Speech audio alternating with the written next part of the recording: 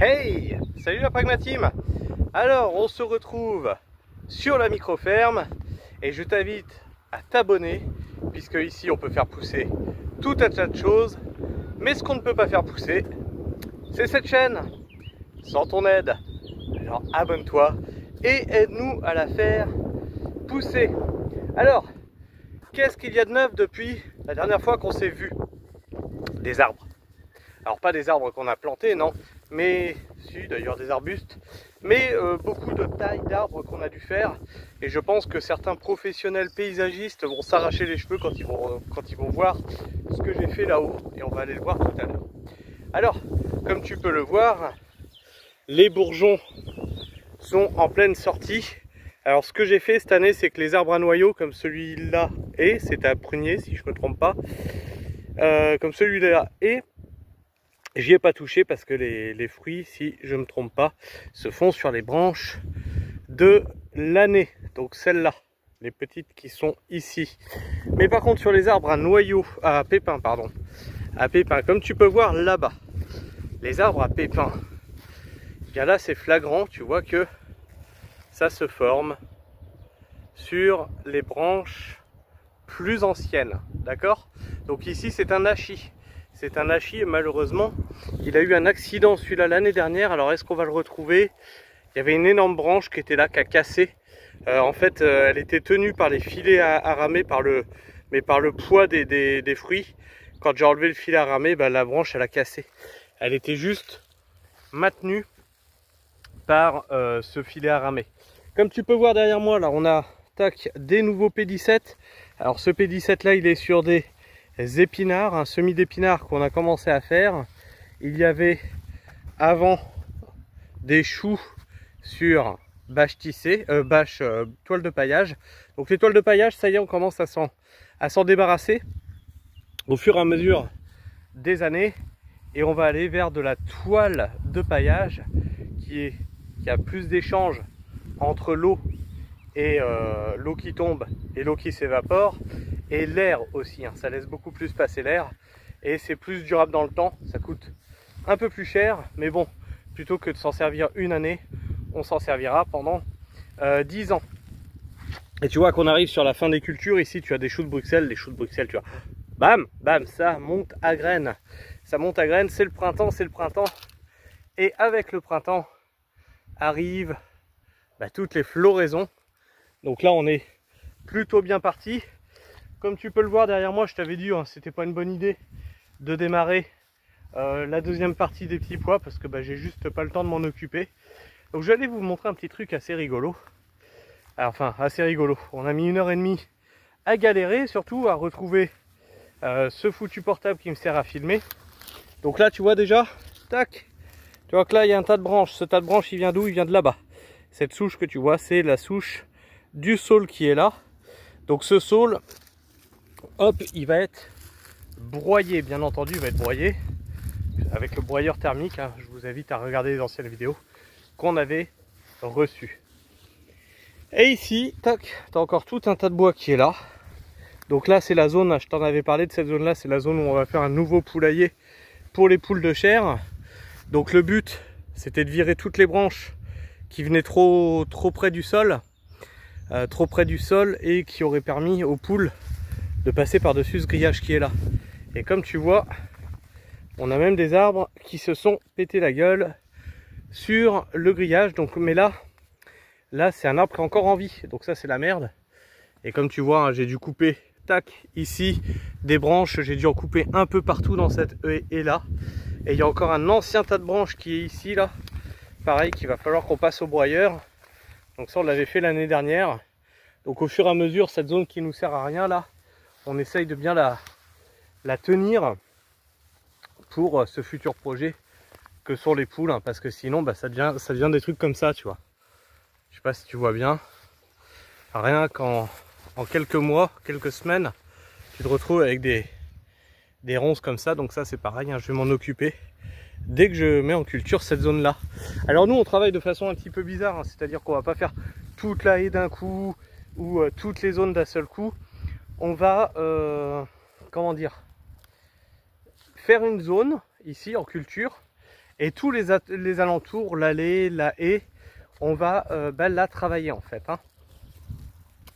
Ici donc c'est nouveau bilan sur nos fèves qui commencent à voir les fleurs qui arrivent. Et comme tu peux le voir, elles commencent à être plutôt belles. Hein, ça a été semé le 15 novembre. 15 novembre pour une récolte, on estime d'ici avril-mai. Hein, on espère début mai. Mais là tu vois c'est plutôt bien parti. Ils annoncent pas de nouvelles gelées. Les gelées qui sont tombées là dernièrement, elles ont bien résisté. Donc là c'est de la fève. Alors je sais plus si c'est de la mûche à miel ou de la galdus. La mûche à miel est plus précoce mais elle fait des cosses moins longues. Il me semble que là c'était de la galdus que j'avais mis quand même. Parce que... Ah, non, quoique, pas persuadé. C'est peut-être bien de la mûche à miel encore. Ou ils ont des noms bizarres les fèves. Et donc dans pareil les tailles, ce qu'il faut que vous vous méfiez, c'est comme ce qui m'est arrivé ici là. Tu vois ce poirier là? Donc tu as ce poirier, et à la toute base du poirier tu vois ça. Et ça, c'est ça. C'est des rejets en fait. Et ça, si tu as le malheur de laisser ça, tu vois, ça fait des toutes petites branches de merde comparé à ça. Bah, si tu as le malheur de laisser ça, en fait c'est la... Attention, je vais me planter, le greffon. C'est le greffon, enfin le truc sur lequel tu mets la greffe. Chaque fois je confonds les deux termes, donc à chaque fois on me tombe dessus. Si tu as le malheur de laisser ça, bah, c'est ton truc, ta souche, qui rejette et qui prend le dessus et qui finira par faire un rejet de la greffe. Donc théoriquement, quand ton arbre il est assez grand, ça devrait bien se passer, mais il vaut mieux éviter de les laisser sous peine de mettre en danger ton arbre.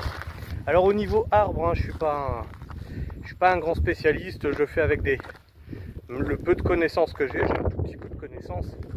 Je fais avec le peu de connaissances que j'ai, et je pense que là, ce que je vais vous montrer là-haut, ça va piquer les yeux aux paysagistes. Alors ici on a une plus vieille souche de saule. Donc comme tu peux le voir, ici elle commence à être plutôt mastoc, hein, cette souche. Et on en tire toujours des cannes comme ça. Donc celles-ci elles seront broyées. Mais j'ai été en foutre tout le tour de ma mare en bas. Alors tout le tour côté haie en fait. Vous savez que j'ai une haie bocagère, hein, comme tu peux le voir, qui fait tout le tour du terrain. Et pourquoi j'ai été mettre des saules côté haie en bas à la mare? Bah, tout simplement parce qu'à chaque fois ils passent avec le tracteur et ils élaguent la haie. Et plus ça va, plus ils l'élaguent proche. Et j'ai un grillage qui note le bord de ma parcelle. L'année prochaine ils sont dans le grillage, hein. Au rythme où ils vont, l'année prochaine ils m'arrachent le grillage. Et qu'est-ce que ça fait aussi cette haie? Ben, ça fait que ça maintient aussi ma mare comme elle est surélevée. Et comme ils n'arrêtent pas de la raboter, ils n'arrêtent pas de la tuer, et bien ma mare, j'ai bien peur que au fur et à mesure des averses, comme il en manque de plus en plus de haies là-bas, eh bien elles finissent par, tu sais, couler en fait. La terre finisse par couler vers le point le plus bas, donc vers le fossé. Donc j'ai mis plein de saules tout autour de mon côté, comme ça ils ne peuvent pas y toucher, de façon à ce que le système racinaire puisse maintenir cette terre. Et là c'est là qu'on va faire gueuler un peu les paysagistes. Donc là tu vois que j'ai tout un tas de branches ici là, et là-bas tu vois cette espèce de gros tas de branches qui est là-bas. C'est pas une haie que j'ai taillée, non, ce sont mes argousiers. Alors on m'a dit que les argousiers ça pouvait se trogner. Alors bon, je suis pas un pro de la trogne. Voilà ce que j'ai fait. Je me suis dit, de toute façon, l'argousier, tu vois, il rejette de n'importe où. Je me suis dit, si je laisse ça, il y aura bien 2, 3, 4 branches qui vont reprendre par petits bouts de branches que je laisse, tu vois, de façon à faire des tiges bien droites qui, pareil, pourraient être recoupées l'année d'après. Et donc là, le but cette année, c'est que je regarde de façon à ce que, est-ce que mes argousiers vont tenir cette taille là, parce que c'est une taille assez agressive, hein. C'est une taille très agressive même, ou est-ce qu'ils vont rejeter de peur de mourir. Parce que le problème avec les argousiers, c'est que ça te fait des rejets de partout. Alors si ça me fait énormément de rejets, je serai obligé de les tronçonner à la base et de mettre un destructeur de souche. Et là, comme tu vois, hein, il y a des beaux morceaux quand même là, tu vois, à passer donc dans le broyeur thermique. Et donc tout ça là, ça va être broyé.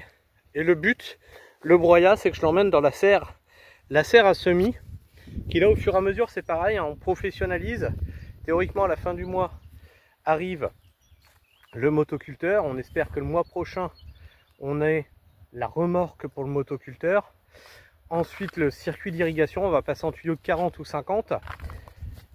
Et la serre c'est pareil, d'ici l'hiver prochain, on espère l'avoir refaite, remise aux normes, enfin remise aux normes. Vous savez que la bâche s'était arrachée, donc remis en fonction et avec un chauffage à l'intérieur qui marchera bien sûr au GNR. Ici pareil, j'ai un noisetier. Alors le noisetier, je me suis pas trop fait chier, hein. J'ai tout taillé à la même hauteur en haut, tac, puis j'ai fait un cube en fait avec ça. Et puis de toute façon ça va encore rejeter cet été, donc il faudra encore retailler de façon à ce que ça m'envahisse pas trop, tu vois, sur les cultures là-bas. Et donc toutes les branches là sont au sol, pareil, seront broyées. Et là, tu vois, bah là c'est pareil, tu vas voir les trognes que j'ai fait avec ça. Donc là c'est peut-être un peu mieux. Là je sais pas. Les spécialistes de la trogne me diront. C'est peut-être un peu mieux ce que j'ai fait là. C'était le dernier que j'ai fait. Je pense que j'ai pris un peu plus d'assurance, à savoir où les couper. Et celui-là, là, tu vas me dire, mais dis donc, tu l'as pas trogné celui-là? Alors celui-là, c'est particulier parce que, en fait, tu vas comprendre. Voilà, c'est qu'il est très haut celui-là. Il est très très haut. Donc en fait, ce que j'ai fait, c'est que j'ai viré toutes les branches du bas. Tu vois que là, c'est coupé. Là, c'est coupé. Tu vois, j'ai évité d'avoir trop d'ombre sur les cultures. Là, ça sera des poireaux qui vont venir là cette année. Et puis, bah, le reste qui est là-haut, bah voilà, ça reste là-haut et puis c'est tout. Et comme tu vois là, hein, ça fait quand même, toc, pareil, un sacré tas de bois qui maintenant va falloir ramasser. Et tu vois sur les arbres là, tac, ça fait un peu tout nu. Mais bon, bah, j'espère que d'ici cet été, on aura les feuilles.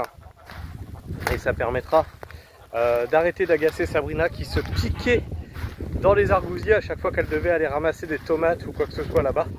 Parce que les jeunes branches d'argousier ne possèdent pas ces pics. Ils se forment plus tard en fait. Donc ça permet d'avoir du jeune bois et du BRF maintenant constamment avec ça. Constamment avec les saules. Pareil, les saules à vannier, bah, j'en ai planté partout, mais partout sur le bord des allées, de façon à avoir un apport de masse organique, de broyat, de BRF surtout, à placer, à mettre dans mes serres, sur mes plates-bandes, etc., etc. Tu seras jamais autonome, il te faut une masse de bois phénoménale si tu veux être autonome en BRF, qu'il est quasiment impossible à avoir, ou alors il te faudrait des hectares de saules que tu planterais juste pour la couverture du sol. Donc ça c'est pareil, hein, c'est un petit truc qu'en permaculture on vous dit souvent, c'est couvrir ton sol, mais ce qu'on pense pas derrière, c'est quelle surface ça va te prendre. Vous avez fait un calcul, c'était que pour la paille par exemple, pour couvrir 1 mètre carré, il te fallait 10 mètres carrés cultivés de paille. Donc ici pour recouvrir 6000 mètres carrés, je laisse faire un calcul, il me faut 6 hectares de paille. Est-ce réellement, dans ces cas-là, quand tu prends tout ça en compte, est-ce réellement écologique, sachant que la paille, hein, elle ne va pas être fauchée à la main, ça va être un gros tracteur qui va venir la semer, qui va venir l'entretenir, et une moissonneuse batteuse qui va venir la faucher, puis après une botteleuse qui va venir la mettre en botte, etc. etc. Donc oui, ces histoires de sol couvert, c'est bien gentil, mais est-ce réellement écologique et aussi bas carbone qu'on essaye bien de nous le vendre? On vous fait une solution simpliste, de vous mélanger autonomie et production alimentaire, seulement ils ne prennent pas en compte la surface de laquelle tu dépends, et tu dépends, j'utilise bien ce mot là en contraste avec autonomie, pour arriver à avoir ce qu'il te faut pour cultiver. Pareil, hein, si tu voulais tous tes fumiers, etc., pour amender ton sol, il te faudrait des élevages, des hectares en plus, etc., etc. Tout ça, c'est à cogiter, hein, toujours. Hein. On n'est pas autonome seul, c'est pas possible. Une ferme autonome, c'est une ferme pas sur 6000 m², c'est une ferme sur 3-4 hectares, où tu vas avoir des champs de céréales, où tu vas avoir des élevages, etc., etc. Ah oui, tiens, j'ai oublié de vous le dire. Par exemple, en parlant de nouveaux arbustes qui vont venir faire du BRF, par exemple, on a ici, hop là, comme tu le vois, on a planté les framboisiers. Donc les framboisiers, donc attends, je vais me mettre au bout de la ligne, que tu comprennes bien. Toc. Donc ça, c'est notre nouvelle production. Donc tu vois, elle va jusque là-bas. Toc. Et donc il y a une autre zone. Il y a une autre zone, là, comme je vous avais dit, on le faisait sur 2 zones. Hop. Alors attends, bouge pas, on y va. Et la seconde zone, elle est là-bas derrière les outils. Ah là, c'est qu'on commence à bosser dans tous les sens. On commence à s'activer avec le soleil. Et comme tu peux le voir ici, tu as une nouvelle plate-bande, pareil, framboiseraie. Donc ici on a 88 en tout, hein, sur l'exploitation, de nouveaux framboisiers, on en a 88, plus tous ceux qui traînent dans la haie, j'ai envie de te dire la haie de dégustation, hein, comme ils disent dans les forêts comestibles, la haie qui borde le chemin de promenade autour de l'exploitation. Alors qu'est-ce que c'est le chemin de promenade? Pour ceux qui ne savent pas, ici tu as le chemin toc de travail, hein. Donc là il est bien droit. T'en as un autre là, tac, qui va jusqu'au bout de l'exploitation, bien droit, et un autre en bas. Et le chemin de promenade, lui, il est là. Il est ici, tu vois. On est en haut de l'exploitation à chaque fois. Ça permet de tout voir d'un coup d'œil. Et surtout, d'avoir la haie brise-vent qui est là. Donc tu vois, pareil, j'ai replanté un saule ici qui avait pas pris. Donc celui-là, il date de l'année dernière. Celui-là, il est en train de faire sa feuille. Et là, hop, tu vas voir, parce que là, il va falloir que je passe le débroussailleur. Mais tu vois là, il y a par exemple ici un groseillier. Et là, t'en as, tu vois, tout le long là-bas, plus les arbres de ce côté-là, le verger qui est là, et tu vois là, ce chemin que tu empruntes, qui serpente, et à chaque fois, tu te retrouves en haut, finalement, de l'exploitation. D'accord? D'ici, tu vois tout. Et c'est le chemin qui te mène directement aux animaux. Donc là, tu vois, hop, pareil, ça, c'était un pêcher. Ici, tu as un prunier. Et voilà, tu vois, on slalome en fait entre les petits fruitiers et les arbres. Donc ça, hein, c'est ce que j'appelle la haie de dégustation, parce que en général, les clients, ils passent et voilà, ils peuvent manger sur place, enfin, prendre des fruits sur place, tu vois, pour grignoter pendant qu'on leur fait la visite. Parce qu'au final, tu vois, ça c'est pareil, délire de forêt comestible, jardin forêt, forêt gourmande, n'importe quel nom que l'on lui donne. Et bien, quand tu as fait ça, tu vois ici, j'ai un framboisier, là j'ai un groseillier à maquereau, là j'ai une mûre sans épines, là-bas j'ai un myrtillier, là-bas encore une mûre sans épines, etc., etc. Donc tu vois que tout est mélangé. Et donc pour la récolte, c'est un gros bordel. Chaque chose a sa place et chaque place a sa chose. Tu vois, par exemple, la connerie, là on ne l'a pas faite ici. Ici on est parti sur un vrai verger, un verger de pommes. Tac. Ah bah celui-là c'est un hachis pour le coup, tu vois. Je dis un verger de pommes, celui-là c'est un hachis. Et sinon là-bas c'est que des pommiers. Et lui de toute façon le hachis, il est pareil, pollinisateur, il me semble, hein, si je dis pas de conneries. Il se fait polliniser par les pommiers et par les poiriers. Et il sera pollinisé de toute façon par l'Opnachi qui est là-bas. Si je dis pas de conneries par rapport à ce que le pépinériste m'avait dit. Enfin, ce que je vous ai dit, hein, niveau arbre, je suis peut-être pas la meilleure personne à contacter. Enfin bref, tu vois que... Ah si, tiens, faut encore que je te montre des trucs. Bah oui, parce que on s'est pas vu depuis longtemps. On a eu pas mal de ratés cette année. Alors je sais pas si c'est dû au temps, si c'est dû aux graines, si c'est dû à notre façon de faire, mais l'année dernière il n'y avait pas eu autant de ratés. Au niveau des semis, on a pas mal de ratés. Tu vas voir. Tu vas voir. Par exemple, tu vois ici, dans nos courgettes, bah, c'est bizarre, il n'y en a pas beaucoup qui prennent, tu vois. Il n'y en a pas beaucoup qui prennent. Et tac, si on gratte un peu, la graine est toujours là, mais elle a juste pas germé, c'est trop bizarre. L'humidité, tu vois qu'elle est bonne. Les autres graines, tu vois qu'elles ont prise. Mais c'est bizarre, tu vois. On a quand même plus de 25% qui n'a pas pris. Donc c'est un peu bizarre. On sait pas trop pourquoi. Là, c'est les concombres. Donc tu vois, pareil, il y a des manques. C'est trop bizarre. Donc là, je fais bien gaffe pour les séries suivantes d'en faire en surplus en fait. Pour compenser ce manque-là. On a eu la même problématique dans les choux, hein, je vous avais montré la dernière fois. On a eu la grosse problématique dans les poivrons jaunes et oranges. Alors là, sur 90 poivrons jaunes et 90 poivrons oranges, on en a 2 qui sont sortis. 2. On comprend pas. Là, les graines, c'est des graines qu'on avait en râpe de l'année dernière, qui étaient de chez Agro Semences. Un taux de moins de 2%, ça me semble un peu bizarre.